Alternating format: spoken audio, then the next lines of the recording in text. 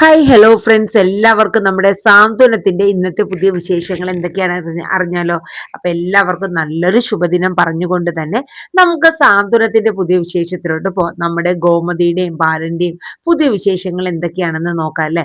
അങ്ങനെ നമ്മുടെ ദേവമംഗലക്കാരെ മുഴുവനായി മീനാക്ഷി ഒഴികെ ബാക്കി എല്ലാവരും പോലീസ് സ്റ്റേഷനിലോട്ട് കയറ്റിയിരിക്കുകയാണ്. അതിനുശേഷം നമ്മുടെ ഉദയഭാനുവിനെയും അതുപോലെ തന്നെ നമ്മുടെ സ്ത്രീകളെയും ഇങ്ങോട്ടേക്ക് വരാൻ, അതായത് പോലീസ് സ്റ്റേഷനിലോട്ട് വരാനായിട്ട് വിളിച്ചു പറഞ്ഞൊക്കെയാണ്. അപ്പൊ എല്ലാരും വെയിറ്റ് ചെയ്തിരിക്കുകയാണ്. അപ്പൊ ഇതേ സമയം നമ്മുടെ ധർമ്മനും സുകന്യയും അവരുടെ പുതിയ ഷോപ്പില് കച്ചവടമൊക്കെ തകൃതിയായിട്ട് നടക്കുകയാണല്ലോ.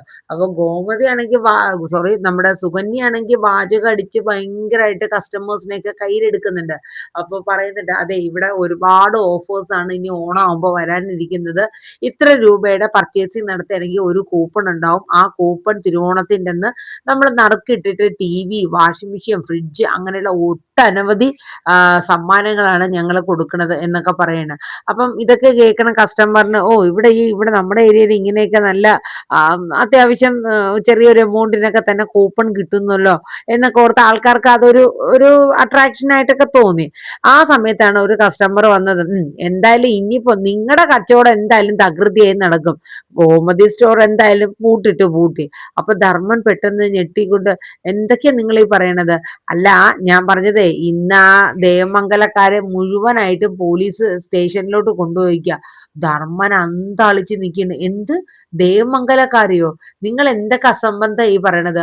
അപ്പൊ പറയും, അല്ലാന്നേ ഞാൻ എന്റെ കണ്ണാലെ കണ്ടല്ലേ, ദേവമംഗലക്കാരെ മുഴുവനായിട്ട് ആ ഗോമതി സ്റ്റോറിന്ന് ബാലനെയും അതുപോലെ അയാളുടെ മക്കളെയൊക്കെ ഇന്ന് കൊണ്ടുപോണത് ഞാൻ കണ്ടതാ എന്ന് പറഞ്ഞു. അപ്പോഴേക്കും ധർമ്മൻ ആകെ പിടുത്തം വിട്ടു. സുകന്യയുടെ മുഖത്താണെങ്കിൽ ഭയങ്കര ഒരു ചിരി. വേണം എന്നിട്ട്. അപ്പൊ അപ്പോഴത്തന്നെ നമ്മുടെ സുകന്യ പെട്ടെന്ന് ആ പറഞ്ഞ കസ്റ്റമറിന്റെ അടുത്ത്, അതെ നിങ്ങൾ ഇനി അങ്ങോട്ടൊന്നും പോണ്ട, നിങ്ങൾ ഇവിടുന്ന് സാധനങ്ങളൊക്കെ മേടിച്ചോ, വിലയും കുറവാണ്, നല്ല മെച്ചമുള്ള സാധനങ്ങളാണ് ഞങ്ങൾ തരുന്നത് എന്നൊക്കെ പറഞ്ഞു കേട്ടോ.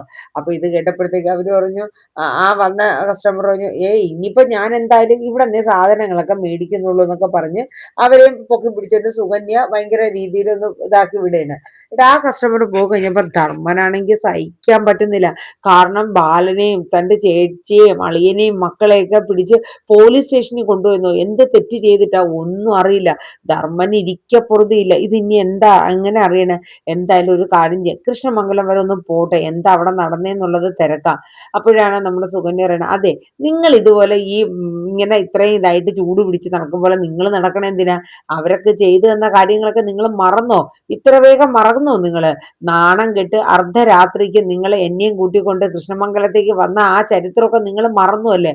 അപ്പൊ ധർമ്മം പറഞ്ഞു, എടി നീ വാക്കുകൾ സൂക്ഷിച്ചുപയോഗിക്കണം. എടി തിന്ന ചോറിന് ഒരല്പമെങ്കിലും നന്ദി നിനക്ക് കാണിക്കാൻ പാടില്ലേടി? എത്ര നാളാടി അവിടെ നിന്ന് ഉരുട്ടി എനക്ക് തിന്നത്. എനിക്ക് എൻ്റെ അളിയനും എൻ്റെ ഗോമതി ഏട്ടത്തിയും എനിക്ക് വിലപ്പെട്ടതാടി. നീ എങ്ങനെ കാണുന്നു എന്ന് എനിക്കറിയില്ല. ധർമ്മന് ബാലേട്ടന് അല്ലെങ്കിൽ അളിയനെന്ന് പറഞ്ഞാൽ ധർമ്മന് അളിയൻ കഴിഞ്ഞ് മറ്റാരും ഉള്ളൂ. നമ്മൾ തമ്മിൽ ചിലപ്പോൾ ചില സ്വരച്ചേർച്ചകളൊക്കെ ഉണ്ടായെന്ന് വരും. പക്ഷെ എൻ്റെ ഉള്ളുകൊണ്ട് എൻ്റെ അളിയനെ എനിക്ക് തള്ളിക്കളയാൻ ഒരിക്കലും പറ്റില്ലടി എന്ന് പറഞ്ഞു. എന്നാ പിന്നെ നിങ്ങൾ ചെല്ല്, അവര് നിങ്ങൾക്ക് ഉരുട്ടി അങ്ങോട്ട് തന്നേക്കും എന്നൊക്കെ പറഞ്ഞിട്ട്, നാണം ഉണ്ടോ എന്നൊക്കെ പറഞ്ഞ് ധർമ്മനെ അങ്ങോട്ട് ദേഷ്യം പിടിപ്പിക്കട്ടോ. ധർമ്മം ഒന്നും നോക്കില്ല, മുന്നും പിന്നും നോക്കില്ല, ഒരൊറ്റ അടി അങ്ങോട്ട് കരണം നോക്കി കൊടുക്കുകയാണ് കേട്ടോ. സുകന്യ കൈ ഇങ്ങനെ വെച്ച് പോയി. അമ്മാതിരി കിളി പറന്ന് കണക്കുള്ള ഒരു അവസ്ഥയായിരുന്നു. ഇതേ നീ ഒരു ഷോപ്പ് തുടങ്ങിയതിന്റെ അന്ന് എന്നെ തരാൻ വേണ്ടി ഞാൻ വെച്ചിരുന്ന ഒരു കാര്യ. നീ എന്ത് കണ്ടിട്ടാ? ഈ കട കണ്ടിട്ടോ? എടി ഏത് നിമിഷവും തുമ്മിയ തെറിച്ചു പോകും കണക്കുള്ള ഒരു അവസ്ഥയിലാണ് ഈ കട ഇരിക്കുന്നത്. നീ അത് കണ്ടിട്ടാണ് ഇത്ര അഹങ്കരിക്കണെങ്കിലേ നീയെ അധികം ഇവിടെ നിന്ന് വാഴൂലെന്ന് പറഞ്ഞു. എൻ്റെ അളിയനെയും എൻ്റെ ചേച്ചിയും കുറ്റം പറയാൻ നീ വളർന്നിട്ടില്ല എന്ന് പറഞ്ഞു. ധർമ്മനോടാ നിന്റെ കളി. എന്നിട്ട് ധർമ്മൻ അവിടെ നിന്ന് ഇറങ്ങി നേരെ പോവേണ് എങ്ങോട്ട്? കൃഷ്ണമംഗലത്തേക്ക്. അപ്പൊ ഇതേ സമയം നമ്മുടെ മീനാക്ഷിയുടെ പേരൊഴികെ ബാക്കി എല്ലാവരുടെ ആരുടെ പേര് പരാതി കൊടുത്തു. മീനാക്ഷിയുടെ കൊടുക്കാത്ത വേറൊന്നുമല്ല, ദേവിയെ കാണാനൊക്കെ ഒന്ന് രണ്ട് പ്രാവശ്യം വരെയും ഫോണിൽ കൂടെ ഒക്കെ സംസാരിച്ച് ദേവി മോൾക്ക് ഒരു ആശ്വാസമൊക്കെ കൊടുത്തല്ലോ. അതിന്റെ ഒരു ഔദാര്യം എന്ന മട്ടിലാണ് നമ്മുടെ മീനാക്ഷിയുടെ പേര് പരാതി പട്ടികയിൽ ചേർക്കാത്ത. അങ്ങനെ മീനു ജോലിയൊക്കെ കഴിഞ്ഞ് തിരിച്ച് വീട്ടിലെത്തിയപ്പോഴത്തേക്ക് വീടൊക്കെ പൂട്ടിയിട്ടേക്ക. അപ്പൊ ഇന്ദിരാമ്മ അവിടെ നിപ്പുണ്ടായിരുന്നു. അപ്പൊ നമ്മുടെ മീനാക്ഷിയെ കണ്ടിട്ട് ഓടി വന്നു, മോളെ മോളെ മോളെ മോൾ അറിഞ്ഞില്ലായിരുന്നോ, ഗോമതിയെയും അനുവിനെയും അതുപോലെ മിത്രയും ആനന്ദിനെയും എല്ലാരെയും പോലീസ് വന്ന് പിടിച്ചുകൊണ്ട് ജയിലിൽ കൊണ്ടുപോയിക്ക. എന്തിനാ ഏതിനാന്നൊന്നും അറിയില്ല. കാല് പിടിക്കും പോലെ ഈ മുത്തശ്ശി ആ വന്ന പോലീസുകാരുടെ കാല് പിടിച്ചു. പക്ഷെ ഒരു കാര്യം ഉണ്ടായില്ല. എൻ്റെ മോളെ ഉൾപ്പെടെ, എൻ്റെ ചെറുമക്കളെ ഉൾപ്പെടെ കൊണ്ടുപോയി മോളെ. എന്താ ഏതാന്നൊന്നും എനിക്ക് അറിഞ്ഞൂടാ. ദേവിയും ദേവിയുടെ വീട്ടുകാരും കൂടെ ചേർന്ന് ഗാർഹിക പീഡനത്തിന് പരാതി കൊടുത്തു എന്നൊക്കെയാണ് പറഞ്ഞു കേട്ടത്. എനിക്കൊന്നും അറിഞ്ഞൂടാ മോളെ, സമാധാനം ഇല്ല, ശ്വാസം പോലും കിട്ടണില്ല. ഇവിടെ ആണുങ്ങളായിട്ട് ആരെയും കാണാനുമില്ല. അപ്പോഴേക്കും നമ്മുടെ മീനാക്ഷി അകത്തുപോലും കയറാൻ നിന്നില്ല കേട്ടോ. നേരെ പോലീസ് സ്റ്റേഷനിലോട്ട് ഒരു ഓട്ടോയും പിടിച്ച് നേരെ അങ്ങ് പോവേണ്. ഈ സമയം നമ്മുടെ ധർമ്മൻ വീട്ടിലോട്ട് പറയണ. ധർമ്മനെ കണ്ടതും നമ്മുടെ ഇന്ദിരാമ്മ, എൻ്റെ പൊന്നു ധർമ്മ, നീ എവിടെയായിരുന്നു, നീ അറിഞ്ഞില്ലേ ഇതൊന്നും, നമ്മുടെ ഗോമതീനെ മക്കളെയൊക്കെ പോലീസ് പിടിച്ചോണ്ട് പോയിടാ. അല്ല എന്തിനാ അമ്മ, എന്തിനാ, അവരെന്ത് തെറ്റ് ചെയ്തു, ഗോമതീച്ചിക്ക് എന്ത് തെറ്റ് ചെയ്തിട്ടാ, എന്ത് അതിക്രമമാണ് ഈ കാണിക്കണത്, ഈ പാവപ്പെട്ട പെണ്ണുങ്ങളെ അറസ്റ്റ് ചെയ്തുകൊണ്ട് പോകേണ്ട കാര്യം എന്തിരിക്കുന്നു എന്നൊക്കെ ചോദിച്ച് ധർമ്മം ചൂടാവേണം. അപ്പോഴേക്കും നമ്മുടെ ഇന്ദിരാമ്മ പറഞ്ഞു, ഇന്നതുപോലെയാണ്, അതായത് മറ്റൊന്നുമല്ല, ദേവിയും ദേവിയുടെ കുടുംബക്കാരും കൂടെ ചേർന്നിട്ട് ഒരു കംപ്ലൈന്റ് കൊടുത്തേക്കാണ്. അതായത് ഗാർഹിക പീഡനം നടത്തിയെന്നും അവിടെ മരുമകളായി വന്ന ദേവിയെ ഒരുപാട് ഉപദ്രവിക്കുകയും ഒക്കെ ചെയ്തു എന്നൊക്കെ പറഞ്ഞിട്ടാണ് കംപ്ലൈന്റ് കൊടുത്തേക്കണെന്നാ പറഞ്ഞെന്ന് പറഞ്ഞു. അപ്പോഴേക്കും ധർമ്മൻ ആകെ ഒരു ബുദ്ധിമുട്ടായി. ഈ സമയം ധർമ്മൻ എന്തായാലും അച്ചുവേട്ടനെ അനന്തേട്ടനെ വിളിച്ചു വരുത്തട്ടെ, കാരണം ഈ സമയത്ത് നമ്മൾ പിന്മാറി നിൽക്കുന്നത് ശരിയായ കാര്യമില്ല. അങ്ങനെ കുറച്ച് കഴിഞ്ഞപ്പോഴേക്കും ധർമ്മനും അച്യുതനൊക്കെ വരെയാണ്. അപ്പൊ ഈ വിവരങ്ങളൊക്കെ അറിഞ്ഞപ്പോഴത്തേക്കും അച്യുതന് ഭയങ്കര സന്തോഷമാണ്. കാര്യം വേറൊന്നുമല്ല, തൻ്റെ മകൻ അലോകിനോട് ചെയ്ത ക്രൂരതയ്ക്ക് ദൈവമായിട്ട് തന്നെ അവർക്ക് തിരിച്ചടി കൊടുത്തതാണതെന്നിങ്ങനെ നമ്മുടെ അച്യുതൻ പറയുന്നത്. പക്ഷെ അനന്തൻ അങ്ങനെയല്ല. കാരണം തൻ്റെ പെങ്ങള് മാത്രമല്ല പോയിക്കണത്, തൻ്റെ സ്വന്തം മകളായ മിത്ര കൂടെ പോയിട്ടുണ്ട്. അത് അച്യുതൻ ചിന്തിക്കില്ല. പക്ഷെ ധർമ്മന്റെ മനസ്സിൽ ആ ഒരു ചിന്തയാണ് ഉണ്ടായിരുന്നത്. അപ്പൊ അച്യുതൻ പറയുന്നുണ്ട്, അച്യുതന്റെ മനസ്സിലെ മകളുടെ കാര്യവും കൂടെ ചിന്തയുണ്ട്. കാരണം എൻ്റെ മകളും പോലീസ് സ്റ്റേഷനിൽ പോയി നിൽക്കേണ്ട ഒരു അവസ്ഥ വന്നല്ലോ എന്ന രീതിയിൽ. അങ്ങനെ ആകെ എല്ലാവർക്കും ഭയങ്കര ബുദ്ധിമുട്ടാണ്. പക്ഷെ അച്യുതൻ ഒഴികെ ബാക്കി എല്ലാവർക്കും ഒരു സങ്കടം തന്നെയായിരുന്നു കേട്ടോ. അങ്ങനെ അച്യുതൻ ഈ കാര്യത്തിനൊരു തീരുമാനം പറയണം. അതായത് ഇപ്പൊ നിങ്ങൾ ആരും ചടുപിടിയെന്നൊന്നും ഇതിലേക്ക് ഇറങ്ങണ്ട. കാരണം മറ്റൊന്നുമല്ല, എൻ്റെ മകൻ അലോക് ജയിലിൽ കിടന്ന സമയത്ത് ഈ വക ഒരു അനുകമ്പയൊന്നും അവിടെ ഭാഗത്തു നിന്ന് നമുക്കുണ്ടായിട്ടില്ല. അതുകൊണ്ട് ആരും വലിയ ധൃതിയൊന്നും കാണിക്കണ്ട. അപ്പൊ നമ്മുടെ ധർമ്മം പറയും, എന്തായാലും എനിക്ക് നന്ദികേട് കാണിക്കാതിരിക്കാൻ പറ്റില്ല. കാരണം ഞാൻ അവിടുത്തെ ചോറ് കുറെ നാള് തിന്നിട്ടുള്ളതാ. ഉണ്ട ചോറിന് നന്ദി കാണിക്കാതിരിക്കാൻ ഈ ധർമ്മൻ പഠിച്ചിട്ടുമില്ല, ധർമ്മൻ അതിന് സാധിക്കുകയില്ല എന്ന് ധർമ്മം പറയുന്നുണ്ട്. അപ്പൊ ഈ സമയത്ത് നമ്മുടെ മീനാക്ഷി ജയിലിലോട്ട് നമ്മുടെ പോലീസ് സ്റ്റേഷനിലോട്ട് ചെന്നിട്ടുണ്ടല്ലോ. അവിടെ ചെന്നപ്പോ എല്ലാവരും അവിടെ നിൽക്കുകയാണ്. അങ്ങനെ മീനാക്ഷിയെ കണ്ടതും നമ്മുടെ ഗോമതിയുടെ കണ്ണൊക്കെ നിറയാണ്. എന്താ അമ്മയെന്ന് ചോദിച്ചിട്ട് നേരെ ആകാശിന്റെ അടുത്തുണ്ട്. എന്താ ആകാശം ഇത്, എന്താ സംഭവിച്ച്? അതെ, ഒന്നും അറിയില്ല, ദേവിയേട്ടത്തെയും അവരുടെ കുടുംബവും ചേർന്ന് നമുക്കെതിരെ ഒരു കംപ്ലൈന്റ് കൊടുത്തു, അത് ചോദ്യം ചെയ്യണമെന്നും പറഞ്ഞാണ് ഇവിടെ കൊണ്ട് നിർത്തിയിരിക്കുന്നത്. എന്തായെന്നൊന്നും എനിക്കറിയില്ല, നമ്മളിവിടെ കുറെ നേരമായിട്ട് നിൽക്കുന്നുണ്ട്. ഈ സമയത്ത് നമ്മുടെ ആനന്ദിന്റെ അടുത്ത് നമ്മുടെ മീനാക്ഷി ചെന്നിട്ട്, ആനന്ദേട്ട, ഒരു പക്ഷെ ഡൈവേഴ്സ് നോട്ടീസ് അയച്ചതിന്റെ പേരിൽ ദേവിയേട്ടത്തിയുടെ അമ്മയും അച്ഛനും കൂടെ ചേർന്ന് പണി തന്നതായിരിക്കും.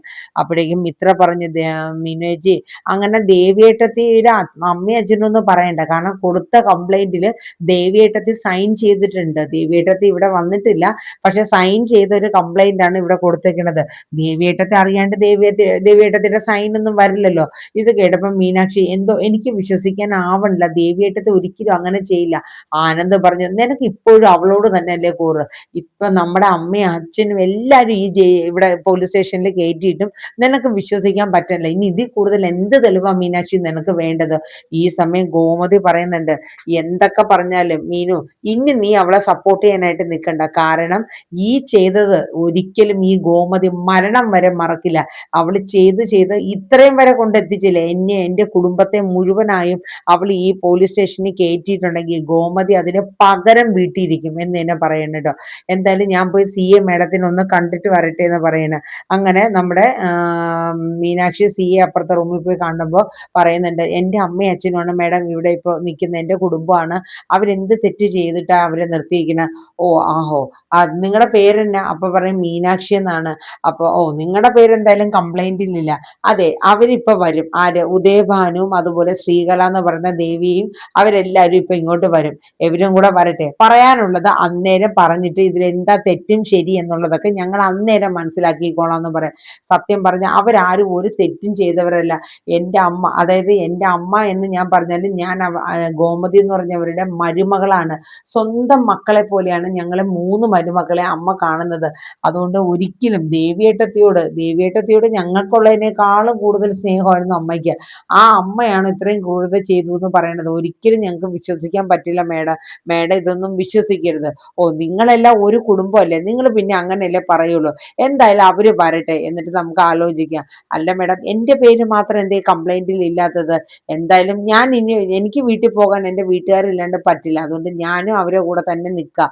കാരണം സത്യാവസ്ഥ നിങ്ങൾക്ക് എന്തായാലും ബോധ്യവും, അന്നേരം നിങ്ങൾ മനസ്സിലാക്കും എന്നൊക്കെ പറഞ്ഞിട്ട് നമ്മുടെ മീനാക്ഷി ആ സി എ മേഡത്തിൻ്റെ അടുത്ത് സംസാരിക്കുന്നത്. അവർക്കും ഉള്ളിലൊരു ബുദ്ധിമുട്ട്. കാരണം ഇവരെല്ലാവരും ഒരേ ലെവലിലാണ്, ഒരേ നാക്കിലാണ് സംസാരിക്കുന്നത്. എന്നുവെച്ചാൽ ദേവമംഗലക്കാർ മുഴുവന് എന്നുവെച്ചാൽ അവരുടെ ന്യായമായിട്ടുള്ള കാര്യങ്ങൾ അവർ പറയുന്നുള്ളൂ. അതേസമയം ഉദയഭാനും ശ്രീകല അങ്ങനെയല്ല, മൊത്തം കുറ്റപ്പെടുത്തിയുള്ള ഒരു സംസാരമാണ്. അപ്പൊ അത് തിരിച്ചറിയാനൊക്കെ സി എ മേഡത്തിന് പറ്റുന്നുണ്ട്. അങ്ങനെ അവര് കാര്യങ്ങളെല്ലാം ഒരുവിധം എല്ലാം സംസാരിച്ച് ഇതായി നിൽക്കുന്നത്. ഈ സമയത്ത് നമ്മുടെ ഉദയഭാനും ശ്രീകലയും കൂടെ നമ്മുടെ പോലീസ് സ്റ്റേഷനിലോട്ട് വരികയാണ്. അപ്പൊ ഉദയഭാനുവിനാണെങ്കിൽ ഭയങ്കര പേടി. വേറൊന്നുമല്ല, അഥവാ ഒരു പക്ഷേ ഇനിയിപ്പോ വാദി പ്രതിയാകുമോ, അവസാന സത്യങ്ങളൊക്കെ അവര് തിരിച്ചറിയോ? കാരണം ബാലന്റെ മുമ്പിലൊക്കെയാ പോയി നിൽക്കുന്നത്. ശ്രീകലെ, എനിക്ക് വല്ലാണ്ട് നെഞ്ചിടിക്കുന്നുണ്ട്. അപ്പൊ പറയും, നിങ്ങളൊന്നും പേടിക്കണ്ട, മോളുടെ തലയിൽ ഓരോന്ന് കെട്ടിവെക്കുമ്പോഴേ അന്നേരം ഓർക്കണം, ഞാൻ പറഞ്ഞു എന്നതുപോലെ നിങ്ങൾ ഇവിടെ വന്ന് നിന്ന് പറഞ്ഞാൽ മതി, അല്ലാണ്ട് വേറെ ഒന്നും പറയാൻ നിൽക്കണ്ട. എനിക്ക് വല്ലാണ്ട് പേടിയാവണു. ഇനിയിപ്പോൾ ആ വീഡിയോ മറ്റു കാര്യങ്ങളൊക്കെ ഗോമതി സ്റ്റോറിലതൊക്കെ ഈ ബാലനോ മറ്റൊക്കെ എടുത്ത് പോലീസുകാരെ കാണിച്ചാൽ എല്ലാം തകിടം മറിയും. അതുകൊണ്ടാ ശ്രീകലെ, അതെ, നിങ്ങൾ മിക്കവാറും എൻ്റെ കൈ കൊണ്ട് മരിക്കേണ്ടി തന്നെ വരുമെന്ന് നമ്മുടെ ശ്രീകല ഉദയഭാനുവിനെ പറഞ്ഞ് പേടിപ്പിച്ച് ഉദയഭാനുവിനെ കൊണ്ട് പോലീസ് സ്റ്റേഷനിലോട്ട് ചെല്ലുന്ന ഒരു സീനാണ് നമ്മൾ നാളെ കാണുന്നത്. എന്തായാലും ഇനിയിപ്പോൾ ഇതിൽ വരാനിരിക്കുന്നതെന്ന് പറയുന്നത് നമ്മുടെ ദേവി നേരിട്ട് വന്ന് തന്നെ ദേവമംഗലക്കാർക്ക് വേണ്ടി കാര്യങ്ങളൊക്കെ സംസാരിച്ച് അതിൻ്റെതായ രീതിയിൽ തീരുമാനം എടുക്കും. സ്വന്തം അമ്മയും അച്ഛനും ചെയ്ത ഈ ക്രൂരതകളെല്ലാം ദേവി വിളിച്ചു പറയുകയും അത് മറ്റുള്ളവരുടെ എത്തിക്കുകയും ഒക്കെ ചെയ്യുന്നുണ്ട്. അപ്പൊ എന്തായാലും നമുക്ക് കാത്തിരിക്കാം. ഇന്നത്തെ സാന്ത്വനം 2 ഇതൊക്കെയാണ് പുതിയ വിശേഷങ്ങൾ. അപ്പോൾ അടുത്ത വിശേഷങ്ങൾക്കായിട്ട് നമുക്ക് കാത്തിരിക്കാം. എല്ലാവരും നമ്മുടെ വീഡിയോ സ്കിപ്പ് ചെയ്യാണ്ട് കേൾക്കുക കേട്ടോ. ഒപ്പം ലൈക്ക് ചെയ്യാനും ഹൈപ്പ് ചെയ്യാനും മറന്നു പോകരുത്. എല്ലാവർക്കും നല്ലൊരു ശുഭദിനം പറഞ്ഞുകൊണ്ട് നിർത്തുന്നു. താങ്ക്